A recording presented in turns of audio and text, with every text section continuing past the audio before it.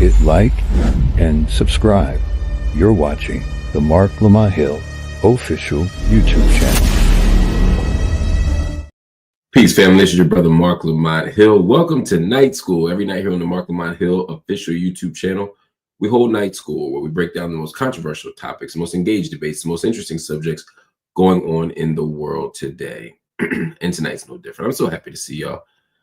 It's been a very trying month or so, but we still standing, we still here, we still changing the world through knowledge. So I'm excited to be part of the work. We doing freedom work over here, and the way to get free is to organize, it's to study, it's to resist. But deep study is such an important part of all of this. And so every night here on Night School, we try to do some deep study. Now, it's interesting. I'm saying this for people who might be new. We often are driven by the news, but this is not a news show. We may be talking about the things that podcasters talk about, but this isn't a traditional podcast. What we're trying to do here at Night School is delve a layer or two or three deeper. We're trying to actually break down what's going on and place it in a bigger context so that people can feel and be educated on the topic, as opposed to just getting a news update, which you can get anywhere. So I'm happy to see y'all. I'm grateful for y'all. And we're going to get right to it. We're going to do our best to try and get through the show expeditiously, but also with some quality and rigor. So let's get to it, y'all. By the way, drop in your city, your state, where you're calling in from, writing in from, what country you're in from, all of it. And just shout out to people who have been supporting us and hanging in there from day one. Old Grease, shout out to you. Of course, Dallas finest Jazz LPs in the building. Chad Zichterman, so good to see your face, man. So good to see you in the comments. I hope your move goes well. So many dope people here. Ifiolu Clayton, good to see you as always, Noopy. Appreciate you. Mark Andrew Terry dropped in a dad joke for us. He couldn't decide if he should accept the job in mattress sales, so he decided to sleep on it. Tip your waiters. I'm here for it. I love a good dad joke. And so much more. Bullet says I look sleepy. I'm tired, but I'm not sleepy just yet. I got some energy with me, y'all. I appreciate y'all. I appreciate the concern. Hit that like button, though. She's right. Faithful Jones, excuse me, is right. Appreciate y'all. Love y'all. All right, let's get to it. Let's get right to it.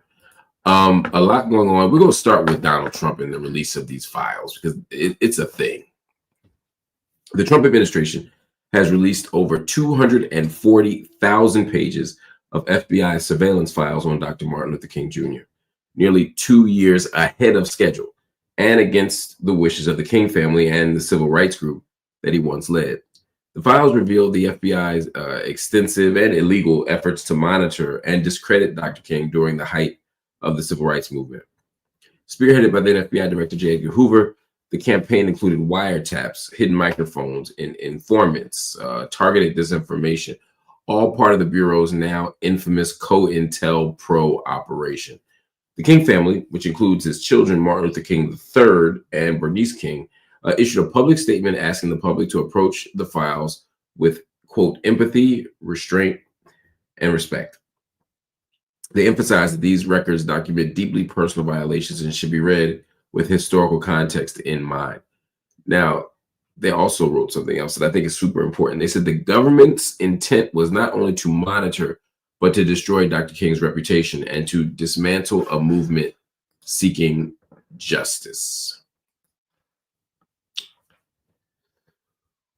The Southern Christian Leadership Conference, which King co-founded, also opposed the release, calling it an act of re-victimization. But the timing of the release has raised some serious questions. While the Trump administration fast-tracked the declassification of King's surveillance files, that same administration continues to withhold the full records in the Jeffrey Epstein case. He, of course, is the convicted sex trafficker who died in federal custody quite suspiciously in 2019 while awaiting trial. This was during Trump's first presidency.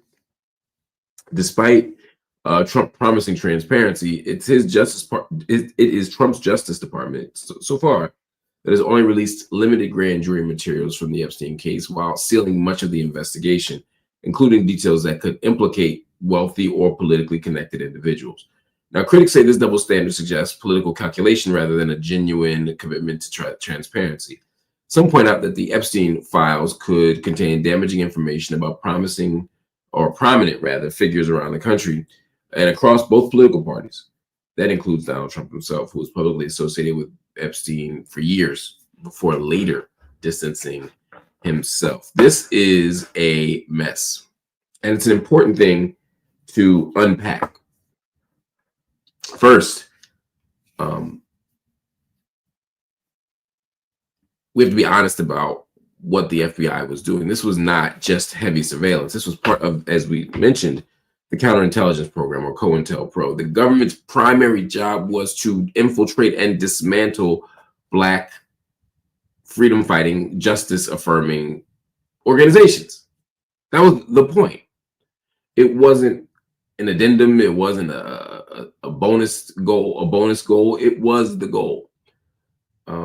J. Edgar Hoover was particularly invested in doing harm to Dr. King's legacy, but he also wanted Dr. King to kill himself. J. Edgar Hoover literally wrote a note to Martin Luther King saying that he was going to make him kill himself. This was the goal of J. Edgar Hoover, who we know at the time was the FBI director, but also had a bunch of other stuff going on in his own personal life. He was an interesting, shadowy, weird, contradictory kind of figure, but he was obsessed with King in particular. So we know that.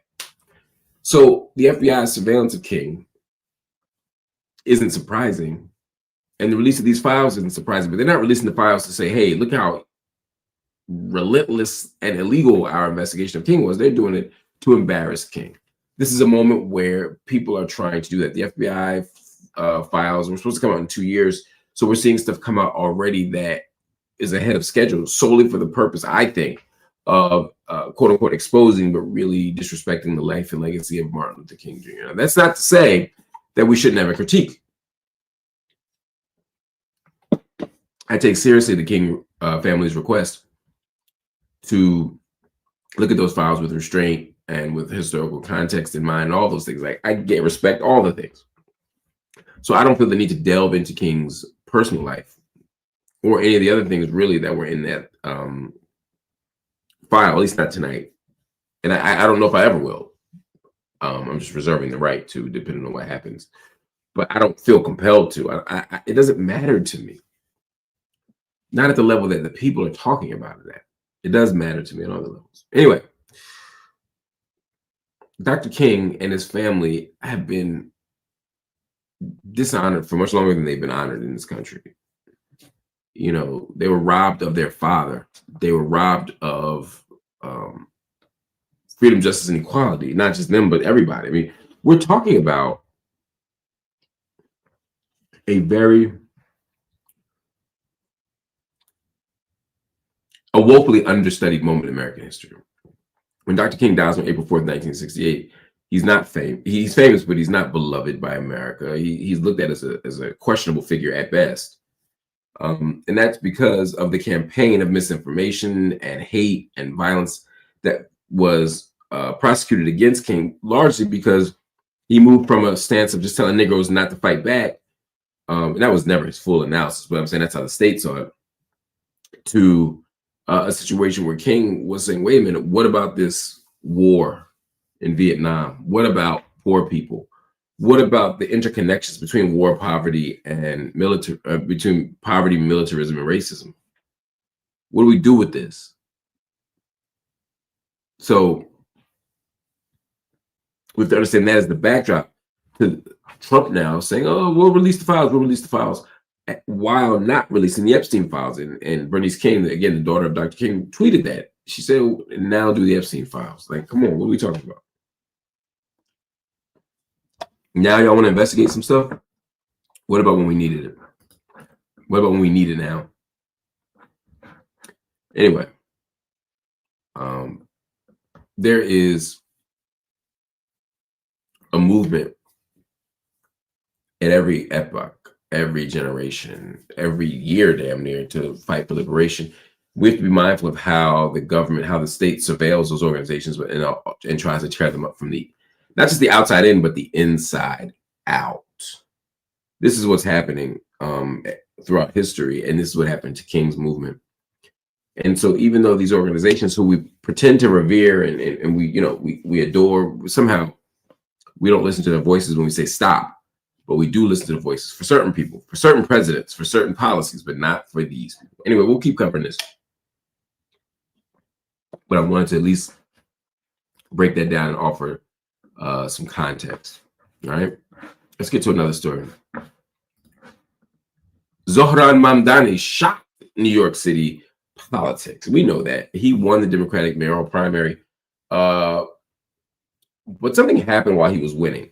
Even though he won and got a significant slice of the vote, a narrative quickly formed about his alleged weakness with the quote-unquote black vote. Apparently, the blacks aren't as big on Zohran Mamdani as some of the other groups.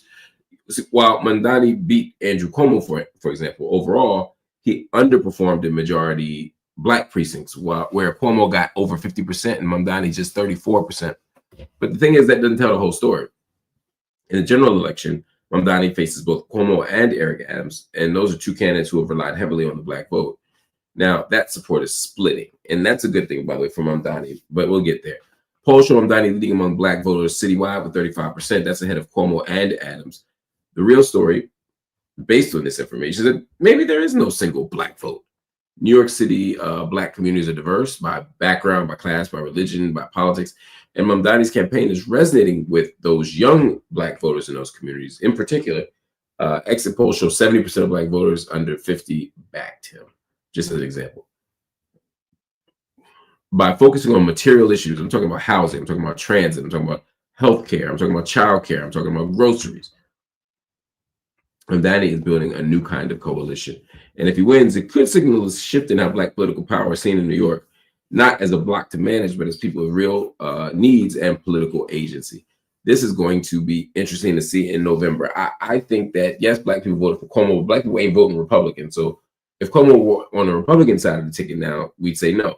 Independent, which is what he's going to be running as, is a place where they are more open, but generally that ain't how it rolls. They're going to go for whoever's on that Democratic side.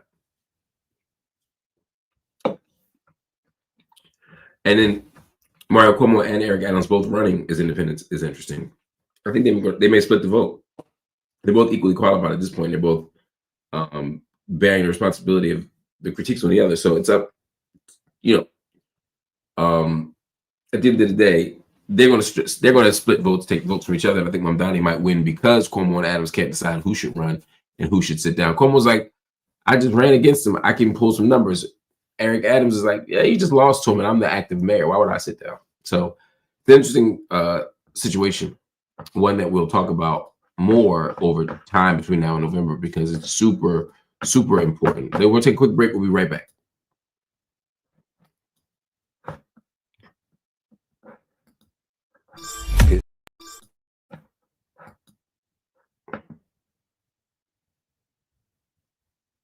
Hit like and subscribe. You're watching the Marc Lamont Hill official YouTube channel. Hit like and subscribe. You're watching the Marc Lamont Hill official YouTube channel. Hit like and subscribe.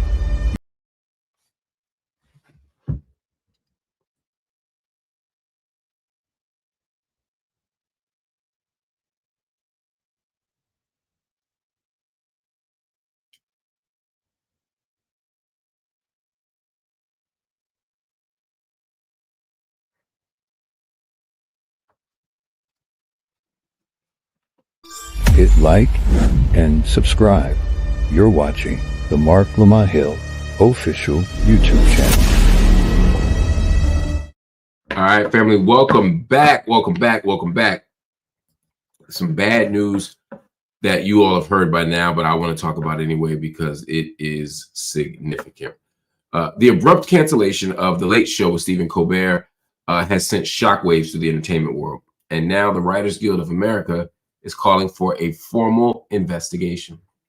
On Friday, both WG East and West demanded that New York Attorney General Letitia James launch a probe into Paramount, accusing the media giant of possible political retaliation and corporate corruption. The cancellation comes just days after Stephen Colbert was criticized, or after Colbert criticized Paramount. I want to show it to you because I think it's worth noting. But this comes just a few days after Colbert criticized Paramount on air for paying a $16 million lawsuit, a settlement offer, basically, to former President Donald Trump. And if you didn't know, Donald Trump sued CBS and 60 Minutes and all of that for the way, and I think this is nuts, right?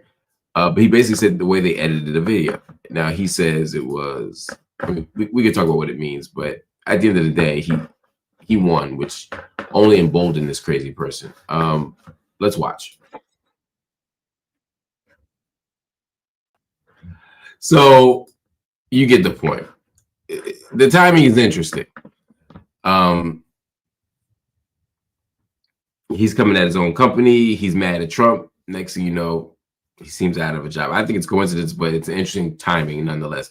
The WGA, Writers Guild of America statement, linked the cancellation directly to Trump-era political pressure and Paramount's ongoing efforts to secure a controversial merger with Skydance Media, saying, the Guild warned that Paramount's actions appear to be a part of a larger trend of Trump-aligned forces attempting to intimidate and suppress critical media voices, referencing attacks on PBS, NPR, CBS, and ABC, as well as threatened litigation and defunding campaigns. WGA pointed to California's state, where the local Senate, the state Senate, is launching an investigation into the Trump settlement, as preceded and urged by James, who has previously prosecuted Trump for illegal business practices, etc., to step in. Meanwhile, CBS executives insist the decision was final, citing a quote, challenging backdrop in late night and denying any link to the show's political content or recent criticism of Paramount. I mean, I hate to be that guy, y'all, but I suspect it doesn't have to do. I think it was as simple as CBS is running out of money, they broke, and they're getting rid of programming that they can get rid of. I don't think it's even about the content of the program. To be clear, they're not above doing the shit y'all worried about. They're not more moral or more, whatever pious to make. They're just not making that choice. Bring a few comments in. Parker says Mamdani will dominate in November. I don't know if he'll dominate, but I definitely think he'll win. Like Bill DeBunny says, looking like every major international deal brokered on behalf of the U.S. in the last 30 years negotiated with South Africa of 13-year-old girl. I hated it. Interesting. Looking like every major international deal brokered on behalf of the U.S. in the last 30 years negotiated with sexual assault of 13-year-old. I think I may have said South Africa. Forgive me. I thought that I saw international, got confused. Looking like every major international deal brokered on behalf of the U.S. in the last 30 years negotiated with SA, a 13-year-old girl. I hate it here. Now I get it. Forgive me. I misunderstood the context. I don't know. I can't speak to that, but I do know that there was a level of normalcy around sexual violence in that Epstein context, and that's something that it's going to take a long time for us to fully unpack.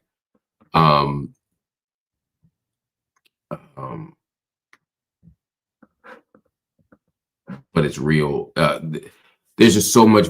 Anyway, there's a level of violence. There's a level of moral indifference, or wanton sort of cruelty.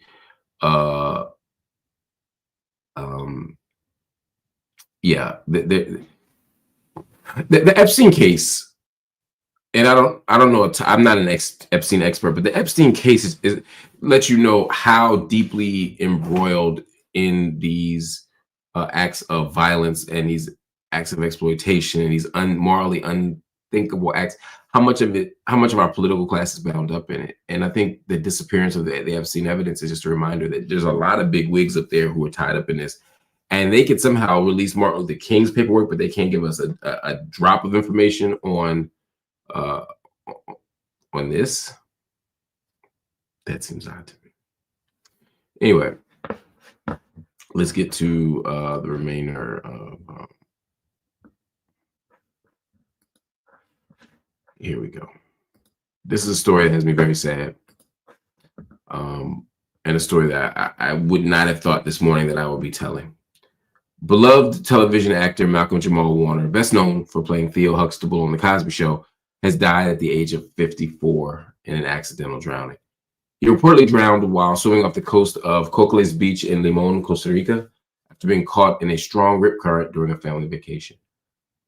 According to ABC News, Costa Rica's national police identified Warner's body on Sunday, ruling the cause of death as asphyxia by drowning. Warner's performance on The Cosby Show in the 1980s earned him an Emmy nomination for Best Supporting Actor in a Comedy and cemented his status as one of television's most enduring young stars. Following the success of The Cosby Show, Malcolm Jamal Warner starred alongside Eddie Griffin in the UPS sitcom Malcolm and Eddie, and that show ran for 4 seasons. He then joined Read Between the Lines on BET and had a recurring role as Sticky on Sons of Anarchy, and most recently, he portrayed Dr. A.J. Austin on Fox's The Resident from 2018 to 2023, and of course, he's also had a recurring role on Suits. And some other things. Anyway, that wasn't all him. He had so much more than that. Beyond acting, Warner was a talented director and a musician and a poet, I want to add. He directed episodes of shows like Kenan and Kel, All That, and Malcolm and Eddie. And he won a Grammy Award for his work on the 2015 song Jesus Children with Robert Glasper and Layla Hathaway. Excuse me. Shout out to my sister, Layla Hathaway. He also made important contributions to public health and public health education, directing the widely circulated 1992 video Time Out, The Truth About HIV, AIDS, and You. And of course, that video featured Magic Johnson and Arsenio Hall discussing how to prevent AIDS among young people. His most recent work included co-hosting the podcast Not All Hood with Wusi Baraka and Candace Kelly, where he explored topics such as Black masculinity, mental health, and media representation. Warner's career spanned more than 4 decades. Time goes so fast, with notable roles in Jeremiah, 9/11, Suits, The People vs. OJ, and even The Magic School Bus, where he voiced the producer character and served as executive producer. Now, Malcolm is survived by his wife and his daughter, and of course by millions of fans around the world who grew up watching Theo Huxtable, who grew up watching Malcolm Jamal Warner play Theo Huxtable on television, who had the Gordon Gartrell, who watched him sing Justine, all the things you saw. That's the beauty of Malcolm Jamal Warner. But he was more than that. He was more than Theo Huxtable. He was an artist. He was a trailblazer. He was the voice of conscience who left an indelible mark on the culture. I just remember in the last few years, the number of conversations, the number of exchanges we had about the Democrats and about Kamala and Joe. There's just not enough could ever be said about Malcolm Jamal Warner in terms of his beauty, his kindness, his gentleness, his humility. He was different and he was special. And I'm grateful for him for a little bit of time that we were allowed to have with him on this planet. Shout out we're going to talk about it more tomorrow on the kind of breakfast run over here. You know, I think I'll be talking to 2 or 3 media outlets because they've already lined it up like, hey, we need you breakfast hour. Then I'd be at the Joe Budden podcast all day. We'll be talking about it there. I would imagine. No promises, but I can't imagine we wouldn't. And then the dinner shift. We're going to be talking about Malcolm Jamal Warner in the morning because every outlet sees it as front page news. Then we're going to be talking about it all day on JBP from the cultural perspective. And then the dinner shift, we'll be talking about it because I think by that time we'll be talking about him in the context of kind of not just the Cosby Show, which I think is an important role. But I think he played a bigger role in terms of consciousness raising, political organizing, music, art, but also just being an example and a model of Black masculinity, Black manhood, Black, just being a grown Black man. And then tomorrow night, I think by the time we get to that, and it's already starting on, I think, but I'm just trying to give a sense of what the day is going to look like tomorrow in terms of how we talk about Malcolm. I think by midnight tomorrow night, people are going to be talking about their favorite moments. You know, the tears will turn to laughter a little bit. Right now, people are still crying. People are still sad. I'm very sad about it. But we'll be talking about the Gordon Gartrell shirt. We'll be talking about Justine. We'll be talking about the Ray Charles bit. We'll be talking about Theo learning the real world. We'll be talking about all of that stuff. And then for the next weeks and months and years, we'll be talking about Beyond the Cosby Show. You know, we'll be talking about what it meant to be part of an era. I mean, I think people, if you're not from that era and you just watch the reruns, you don't get how big Malcolm Jamal Warner was. He was on TV at a time where everybody watched TV. He was on TV at a time where 30, 40, 50 million people might watch an episode of Night Court or Cheers or Cosby Show. You know, I'm picking on shows because that was what the Thursday night lineup looked like. And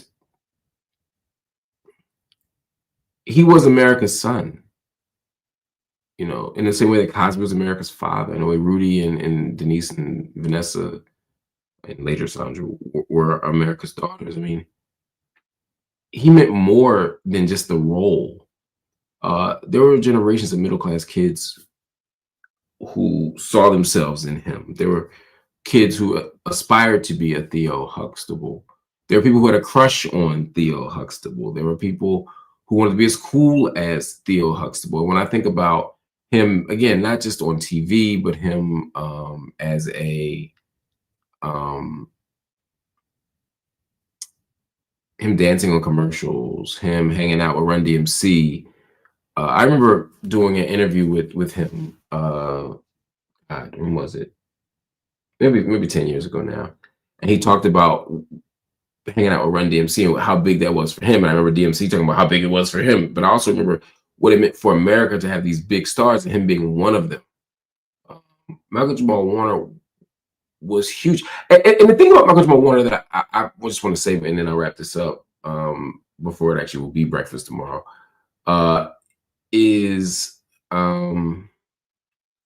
despite being as big as he was,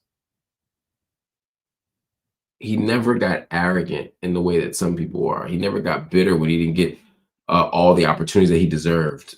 He never got cynical when it came time to think about what his next move was going to be. Malcolm Jamal Warner was always, his mom was his manager, and maybe that played a part in it. I don't know, but he was just always very level-headed. He always seemed like he was raised well and loved well. And because of that, he loved well in the world. I have such admiration for him. And so, like I said, tomorrow morning, we'll be talking about the grief. You know, during the day, we'll be talking about, you know, what happened. By the evening, hopefully the pain turns to some joy, or at least some, you know, we'll laugh through the tears. And then in the future, we'll be talking about the legacy and the impact. He's so special and so cool. I'm not going to play the audio for several reasons, but Bill Cosby got the chance to speak on him. And whatever you think about Bill Cosby, and I think generally the worst about Bill Cosby at this point, there was still something about hearing him talk about the pain of watching that young man pass, someone who was his son on TV. And Felicia Rashad, you know, it was her son on TV. You know, they helped raise that boy. And hearing their pain, I can't imagine what Lisa Bonet is going through, or Tempest Bledsoe, you know, or Keisha Knight Pulliam, all of them, you know, the whole cast. I just can't imagine what they're going through. You expect to lose people. You expect to lose people. And frankly, if you called me today and said that Bill Cosby had died, I would have said, well, he's an elderly man. But when somebody who's only 54 going on 55 passes away, there's something that still feels unnatural about that. And it's not, part of it is I'm at the age now where he and I aren't that far apart, and you know, that makes you start thinking about your own mortality. But some of it isn't that. Some of it is he just had so much more life to live, and he had so much more joy inside of him, so much more love inside of him. He had a beautiful child, daughter, beautiful wife. He kept them both out of the public eye. Malcolm didn't want them to be overexposed, or maybe even just exposed. But he loved his family deeply. He was on vacation with his family. My heart goes out to them as well. I just can't imagine. When I think about all the pain he's going through, I just can't imagine. I just can't imagine. I just can't imagine. That's all I'm saying. I just can't imagine. You know, Baby K said something here. These evil people live forever. We must be in hell. I had that thought. I ain't gonna say exactly what I thought because, you know, it doesn't matter. It's not necessary, not now. But I gotta say, there's a part of me that just is like, in this whole world, there are so many evil people who live to be 100, and such a beautiful spirit like Malcolm Jamal Warner passes away as a baby in the grand scheme of life, you know. I don't know. I got no answers. But I share you, Chef Shia, who said R.I.P. to Malcolm Jamal Warner. What an amazing human he really was. They don't make him like that anymore. They don't make him like that anymore. Anyway, that's it for Night School. Hit the like button, y'all. Hit the subscribe button if you can. And if you're so inclined, hit the join button. We're at the end of the month, or toward the end of the month, and we need your support. Please consider hitting the join button and becoming a monthly paid member of the channel. If not, please consider going to Cash App, PayPal, Venmo, or Zelle, and dropping something in it to help us keep this thing running. We don't get the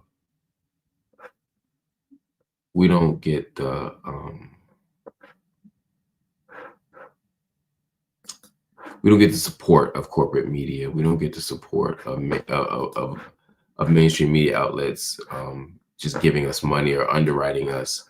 We don't have those benefits. What we have is the power of the people. We have you. We have you keeping us alive, you spreading the word, you helping create a kind of financial foundation for us so that we can move forward. We need that. We need you. So please consider dropping something in. It can be $1. It could be $5. It could be $10. Whatever it is, we're grateful for it. But please consider dropping something in. Cash App, PayPal, Venmo, or Zelle, so we can keep this independent media project going. It's hard out here, y'all. We're doing our best. We're going to keep rocking. I want to shout out Isaac Hemseed for dropping 5 memberships. That means 5 you can snatch up memberships right now for free. And maybe it'll get you into the rhythm of watching the show. We appreciate you. We love you. We love to see more of you. Take care, everybody. Peace.